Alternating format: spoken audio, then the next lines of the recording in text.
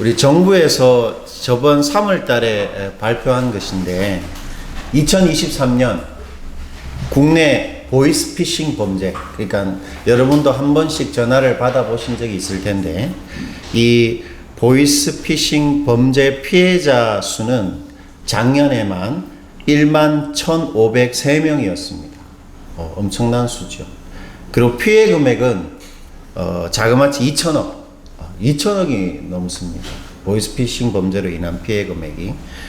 근데 최근에 이 보이스피싱이 날개를 달았습니다. 그것은 바로 AI 인공지능 기술입니다. 그러니까 여러분 5초 정도 분량의 한 사람의 음성 파일만 딱 있으면 그 사람의 목소리와 그 사람의 고유한 억양 있지 않습니까? 그리고 그 사람의 감정까지 완벽하게 복제하고 흉내내는 것이 가능합니다. 그래서 뭐 음성 분석을 하면 데이터 상으로 똑같은 것이죠. 그 사람이 한 말이 됩니다. 그리고 실시간으로 그 사람의 목소리로 다른 어떤 사람이 누군가와 대화를 할 수 있습니다. 실시간으로. 그것을 딥보이스 기술이라고 이렇게 하더라고요. 최근에 가족들과 떨어져서 서울에서 직장 생활을 하고 있는 30대 양모 씨는 어느 날 고등학생인 자신의 막내 동생의 전화를 받습니다. 전화를 받자마자 형, 나 좀 도와줘 이렇게 말하는 것이에요. 그 다급한 동생의 목소리를 들은 양모 씨가 자초지종을 물어보니까 동생이 고등학생인데, 요즘 고등학생들도 뭐 그런 스포츠 도박을 하는 모양인데, 자신의 친구들하고 스포츠 도박을 하게 되었고 급기야 그 불법 사이트에서 돈을 또 빌려주는 모양이에요. 그 돈을 빌렸는데 돈을 갚지 못해서 지금 친구들하고 붙잡혀 있다라는 것이에요. 그래서 2천만 원을 지금 뭐 보내줄 수 있느냐라는 것입니다. 양모 씨는 틀림없이 동생 번호로 전화가 왔죠. 동생 번호로 전화가 왔고 경상도 사투리에 동생의 목소리가 억양이 완전히 똑같았어요. 그리고 이게 뭐 기계음도 아니고 일단 실시간으로 대화를 하니까. 그래서 화를 냈습니다, 동생한테. 그러면서도 동생이 보내준 계좌로 돈을 송금했어요. 동생이 틀림없었으니까. 송금 후에 동생의 안전까지 확인했습니다. 이제 풀려났다. 그런까지 확인을 했어요. 그러자 긴장이 풀린 양모 씨는 뒤늦게 본가에 전화를 해야 되겠구나 생각이 들었습니다. 그래서 어머니한테 전화를 하니까 어머니가 하는 말이 지금 동생이 자신 앞에서 지금 식탁에서 밥을 먹고 있다라는 거죠. 보이스피싱이었습니다. 이처럼 AI 기술을 사용한 보이스피싱은 앞으로 누구라도 완벽하게 속일 수 있도록 더 정교해지고 더 치밀해지고 더 기승을 부릴 것 같습니다. 이 AI 기술이 참 무섭죠.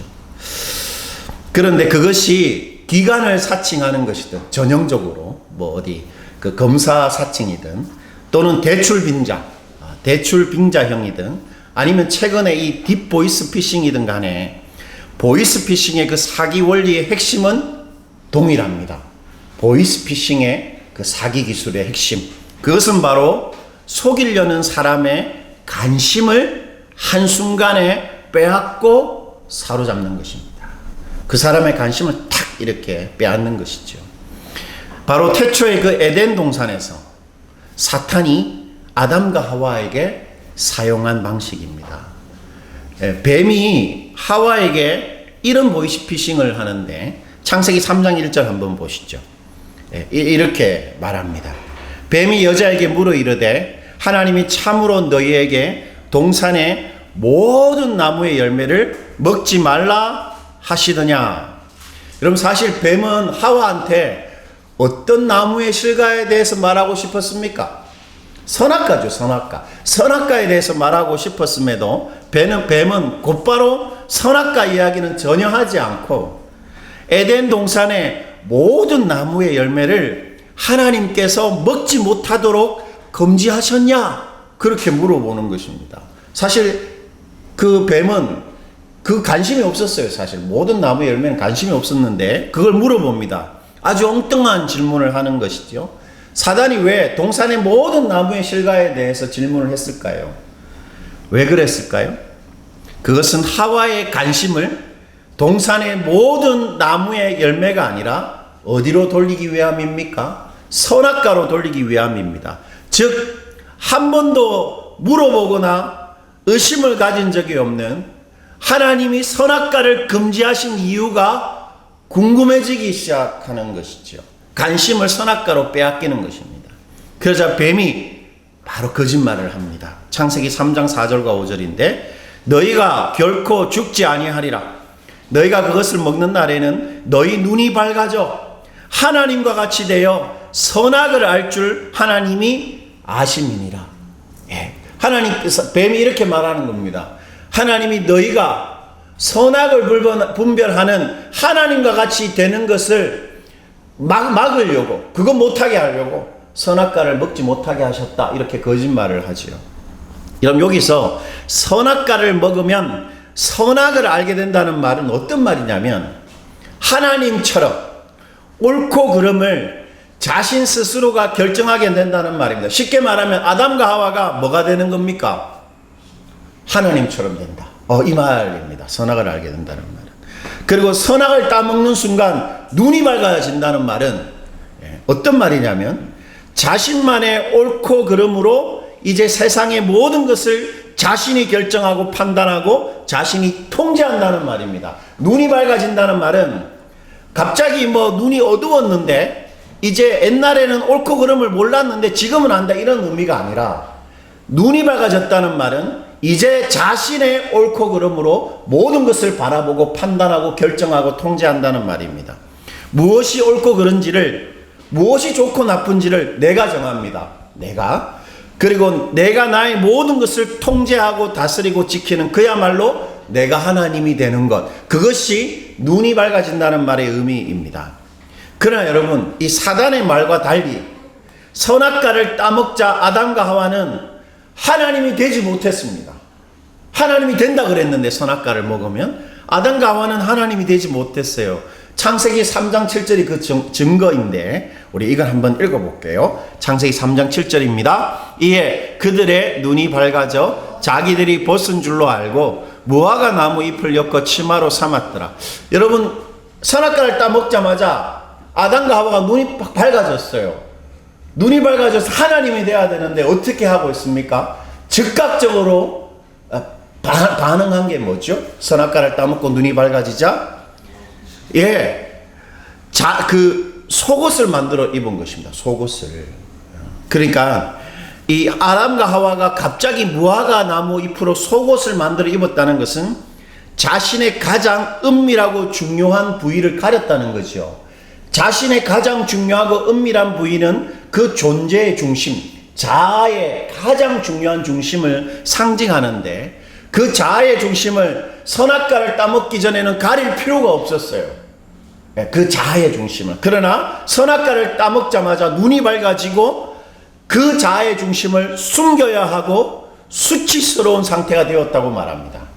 그러니까 선악과를 따먹기 전에 창세기 성경 기자가 이렇게 말해요. 아담과 하와가 벌거벗었으나 부끄러워하지 아니하였더라. 자신의 자아를 감추거나 수치스러워할 필요가 없는 상태였는데 선악과를 따먹자 하나님이 되기는커녕 이전보다 못한 존재, 숨겨야 하고 가리워야 하는 수치스러운 존재가 된 것입니다. 바로 죄된 자아 중심성을 가지게 된 것이죠. 자기가 뭔가를 결정하고 뭔가를 통제하고 자신이 좋고 나쁨을 다 결정하고 살면 좋을 것 같고 하나님이 될 것 같지만 오히려 수치스럽고 실패하는, 자신을 가려야 되는 그런 부끄러운 상태가 된다. 성경이 그렇게 말하고 있는 것입니다. 이처럼 하나님이 아니라 내가 옳고 그름과 내가 좋고 나쁨을 내가 결정하고 하나님이 아니라 내가 나의 모든 것을 통제하고 지키려는 이 하나님하고 무관한 자기 중심성이 바로 죄의 근원입니다. 불신자, 우리가 예수 안 믿는 사람을 불신자라고 표현하는데 모든 불신자를 한번 생각해 보십시오. 모든 불신자, 나쁜 사람도 있고 좋은 사람도 있고 멋있는 사람도 있고 내가 존경하는 사람도 있겠지만 모든 예수 믿지 않는 사람들의 단 하나의 특징 뭐죠? 내가 나의 옳고 그름을 결정하고 내가 내 인생을 통제하며 사는 것입니다. 그게 제 근본이지요. 이 자기중심성, 내가 결정하고 통제하고 내가 나를 지키려는 이 자기중심성이 우리 삶의 모든 고통과 실패와 가려야 되는 수치와 불행의 근본된 이유입니다. 사탄이 바로 이 자기중심성으로 우리 매일 시험하고 우리를 유혹합니다. 이 자기중심성을 가지고.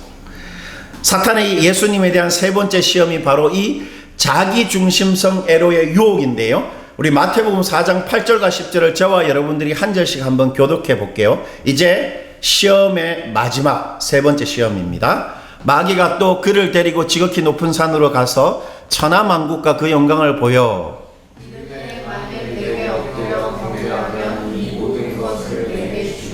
10절입니다. 이에 예수께서 말씀하시되 사탄아 물러가라. 기록되었을 때 주 너의 하나님께 경배하고 다만 그를 섬기라 하였느니라.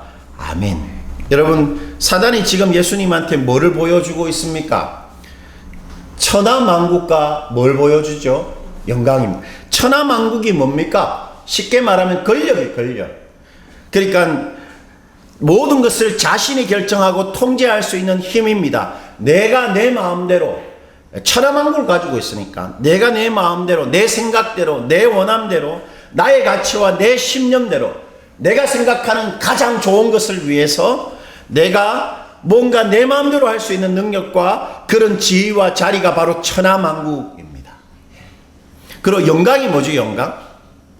영광하면 다소 우리랑 거리가 먼 단어 같지만 우리가 일상 속에서 늘 가지고 싶어 하는 것입니다. 뭐냐면 자기 사랑입니다. 자기 사랑. 사랑받고 싶은 것. 그게 영광입니다.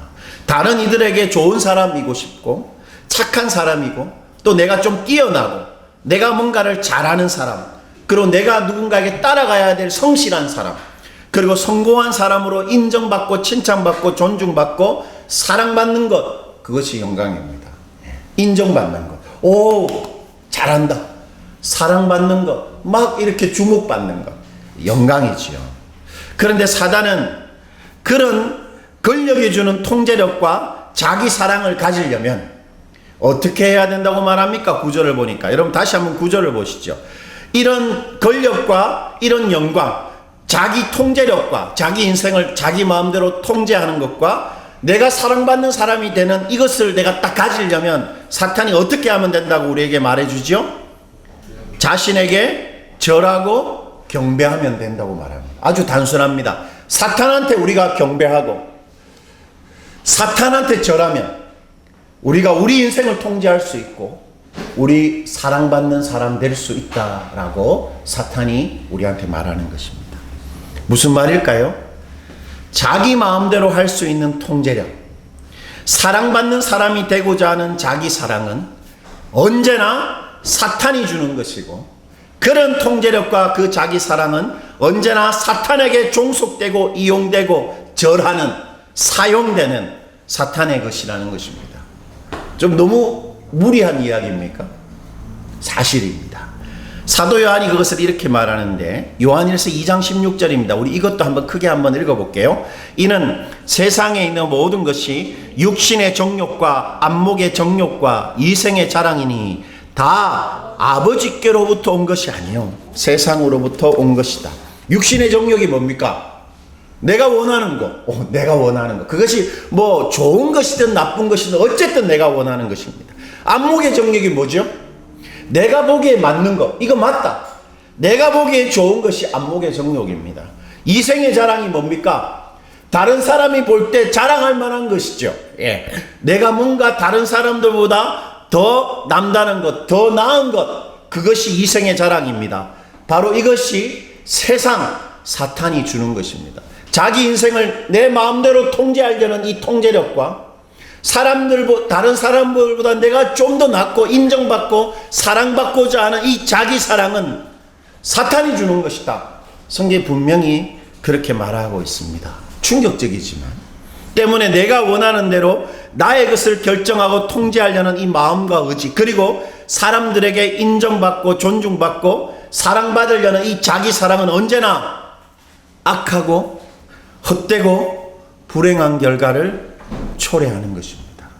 내가 내 인생을 통제하려고 하면 불행해지는 것입니다.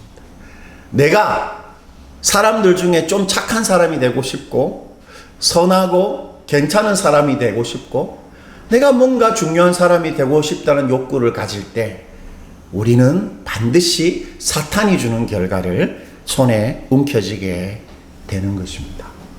하나님이 주는 게 아니라는 거죠. 그런데 여러분, 우리 질문할 수 있습니다. 좀 이런 이야기를 들으면 좀 깝깝해지는 거죠. 우리가 우리 인생을 결정하지 못하고 우리가 우리의 것을 내가 원하는 대로 통제하지 못하면 그건 너무 인생을 좀 재미없고 소극적이고 비인격적이고 미련하고 답답하고 좀 무책임하고 무능하게 사는 거 아닌가? 그리고 내가 인정받고 존중받고 사랑받는 사람 되고 싶은 것은 지극히 건강하고 자연스러운 욕구와 본능인데 그런 통제력과 자기 사랑이 사탄이 주는 것이라면 도대체 우리는 어떤 마음을 먹고 어떻게 이 땅을 살아가야 하는가 하는 것입니다. 예수님이 그것에 대해 이렇게 답해 주십니다. 다시 마태복음 4장 10절입니다. 예수님의 답변인데 우리 크게 한번 읽어볼게요. 이에 예수께서 말씀하시되 사탄아 물러가라. 기록되었을 때 주 너의 하나님께 경배하고 다만 그를 섬기라 하였느니라. 여러분, 한 번도 사탄이 어떤 이야기를 했을 때 예수님이 물러가라 하지 않으셨어요. 근데 마지막에는 물러가라 이렇게 말해요. 물러가라. 예. 이게 뭡니까? 좀 심한 말로 하면 꺼져라 이런 거 꺼지라는 거죠. 사라지라는 것입니다. 무슨 말이죠? 너의 그 통제력과 너의 그 자기 사랑 가지고 사라져라, 꺼져라 이 말입니다. 즉 사탄이 주는 통제력과 사탄이 주는 자기 사랑이 예수님한테는 아무 필요도 없다. 그거 없어도 된다. 네가 주는 내 인생의 통제력, 네가 주는 자기 사랑, 나는 필요 없다. 그거 가지고 여기서 떠나라. 예수님 그렇게 말하는 것입니다. 이 말을 우리가 들으면 우리가 알 수 있는 게 있습니다. 예수님에게는 사탄이 주는 것 말고 또 다른 통제력과 또 다른 자기 사랑이 있다라는 것이죠. 그게 뭡니까 여러분? 바로 우리 하나님이 주시는 자기 통제력과 자기 사랑입니다. 그것이 바로 주 너의 하나님을 경배하고 다만 그를 섬기라는 말의 의미입니다.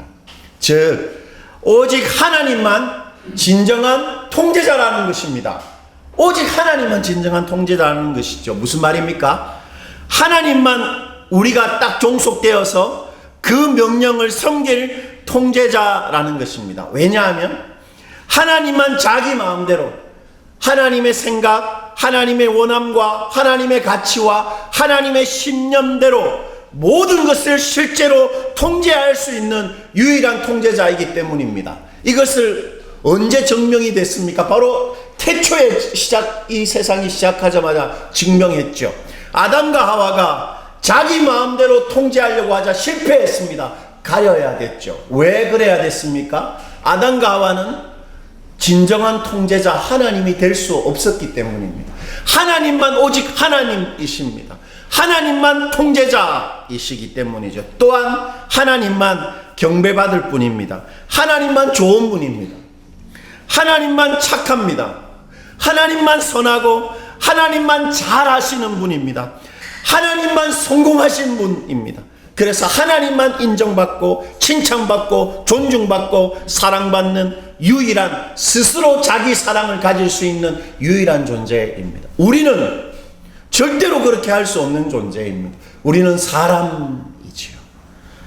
하나님 외에 그 누구도 진정한 자기 인생의 통제자가 될 수 없고 하나님 외에 그 누구도 정말 사랑받는 존재가 될 수 없습니다.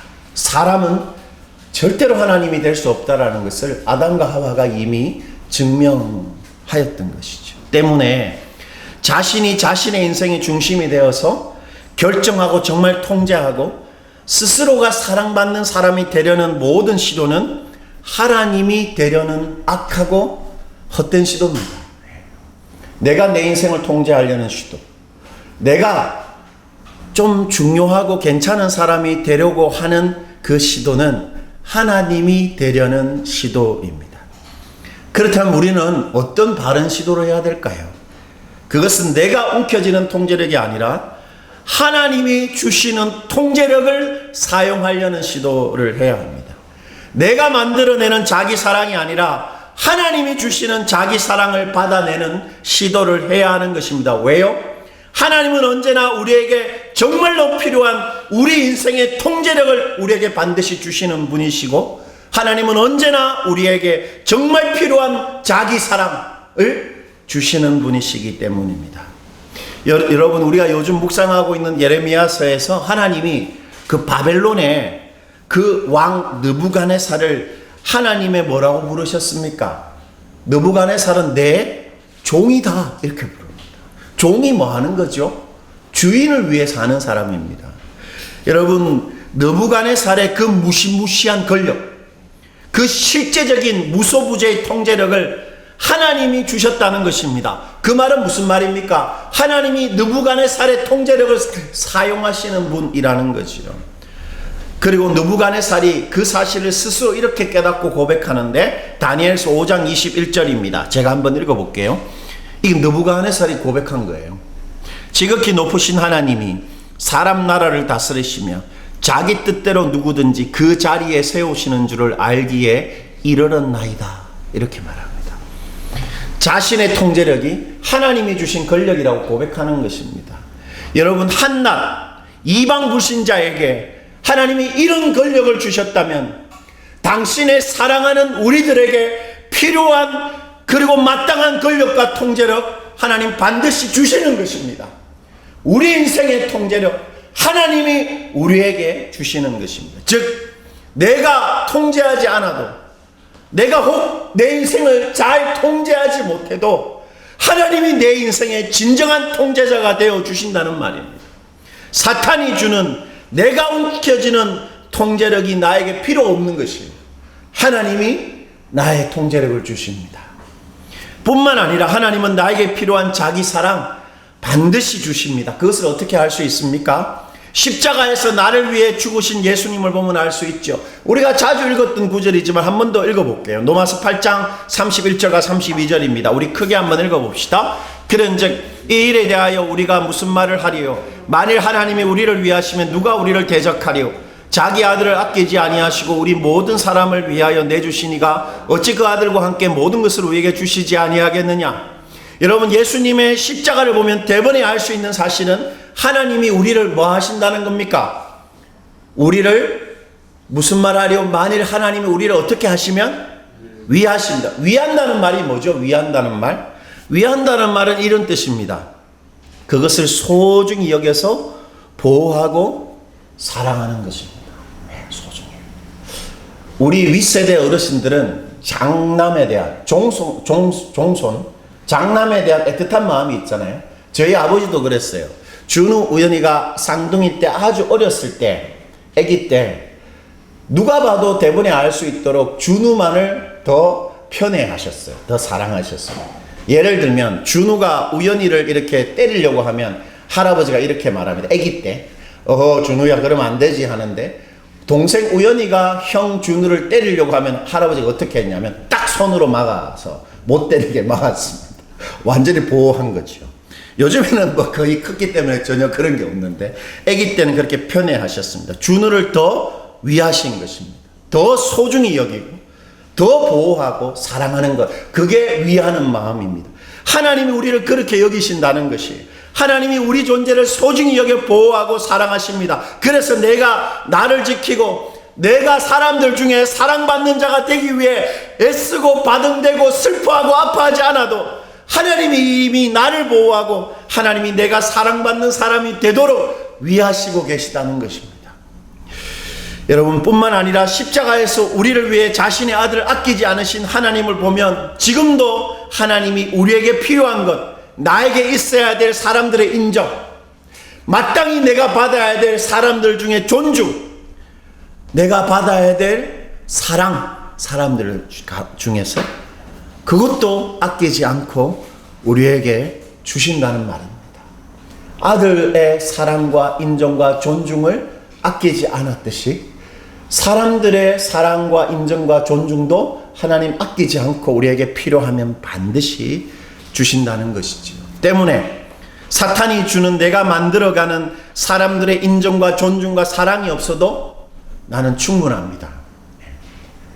왜요? 아들의 인정과 존중과 사랑을 이미 주신 하나님이 나에게 사람들의 인정, 사람들의 존중, 사랑, 필요한 그것들을 반드시 주실 것이기 때문입니다. 그걸 믿는 것이지요. 때문에 우리는 우리 인생을 내가 통제해야 한다는 부담과 염려 없이, 내가 사랑받는 사람이 되어야 한다는 결핍과 조바심 전혀 없이 이 땅을 더 의미 있고 씩씩하게 살아갈 수 있습니다. 어떻게 살아갑니까? 왕 같은 제사장으로 사는 것입니다. 계시록 5장 9절과 10절이 그것을 이렇게 말하는데 한번 읽어보시죠. 같이. 나라 가운데에서 사람들을 피로 사서 하나님께 드리시고 그들로 우리 하나님 앞에서 나라와 제사장들을 삼으셨으니, 하나님이 우리를 예수님의 피로 사셨습니다. 그래서 하나님한테 갖다 주셨어요. 갖다 주실 때 우리가 어떤 정체성을 가지고 어떤 새로운 존재가 됩니까? 우리가 하나님의 나라가 되고 하나님의 뭐가 되지요? 제사장이 됩니다. 나라가 뭡니까? 통제력입니다. 인생을 통제할 수 있는 통제력, 나라입니다. 그리고 제사장이 뭐지요? 하나님의 사랑과 희생과 헌신을 사람들에게 전달하는 사랑의 전달자, 제사장입니다. 이 땅에서 우리가 하나님의 통제력을 행사하는 사람입니다. 나라입니다. 이 땅에서 우리가 하나님의 사랑을 전달하는 사람입니다. 제사장이죠. 즉 우리의 말과 우리의 행동이 다른 사람에게 하나님의 사랑과 하나님의 말과 하나님의 행동이 될 수 있다라는 것입니다. 때문에 우리는 우리 인생을 통제하기 위해 살지 않고 우리의 통제력을 사용하기 위해서 이 땅을 살아갑니다. 우리는 우리 인생을 통제하기 위해 살지 않고 하나님의 통제력을 사용하기 위해 이 땅을 삽니다. 또한 우리는 사랑받는 사람이 되기 위해 살지 않고 다른 사람들을 사랑하기 위해 사는 것입니다. 하나님은 오늘도 당신의 나라와 제사장인 우리를 통해 당신의 권력과 통제력과 사랑을 드러내고 세상을 사랑하시는 것입니다. 때문에 우리가 기도할 때 시험에 들지 않도록 기도한다는 것은 내가 통제해야, 내가 인정받고 사랑받아야만 제대로 살 수 있다는 우리의 불안과 사탄의 속임수에 속지 않고 우리 인생을 지금 하나님이 통제하고 하나님이 완벽하게 다스린다는 사실을 기도를 하면서 다시 확인하는 것입니다. 또한 우리에게 필요한 자기 사랑을 내가 만들어내지 않아도, 내가 혹 만들어내지 못해도 하나님이 나에게 필요한 사랑은 반드시 주신다는 사실을 기도를 통해서 붙들어내는 것입니다. 그것이 시험에 빠지지 않도록 기도하는 것입니다. 그리고 내가 이 땅에서 하나님의 권력과 통제력을 사용하는 사람이 될 수 있기를, 그리고 나의 말과 나의 행동이 다른 사람에게 하나님의 말과 하나님의 행동이 되어서 내가 하나님의 사랑의 통로가 될 수 있기를 간구하는 것입니다. 우리 모두 사도 베드로가 우리에게 말하는 우리 존재됨을 다시 확인하고 오늘 설교를 마무리하겠습니다. 베드로전서 2장 9절입니다. 우리 다 같이 한번 읽어보죠. 그러나 너희는 택하신 족속이요 왕같은 제사장들이요 거룩한 나라요 그의 소유가 된 백성이니 이는 너희를 어두운 데서 불러내어 그의 기이한 빛에 들어가게 하신 이의 아름다운 덕을 선포하게 하려 하심이라. 여러분, 우리에게 새로운 이름이 있습니다. 그것은 바로 왕같은 제사장입니다. 우리는 우리 인생에 하나님의 통제력을 사용할 수 있는 사람이고, 우리는 사람들을 하나님의 사랑으로 충분히 사랑할 수 있는 왕같은 제사장이란 새로운 이름이 있습니다. 우리 모두 예수님의 죽음으로 우리에게 주신 이 새 이름대로 하나님의 권력과 사랑을 이 땅에 나타내는 왕같은 제사장으로 정말 다들 살아가십시다.